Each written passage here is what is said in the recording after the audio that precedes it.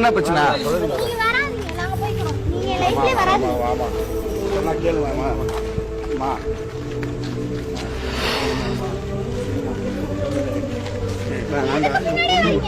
பொண்ணை விட்டு எனக்கு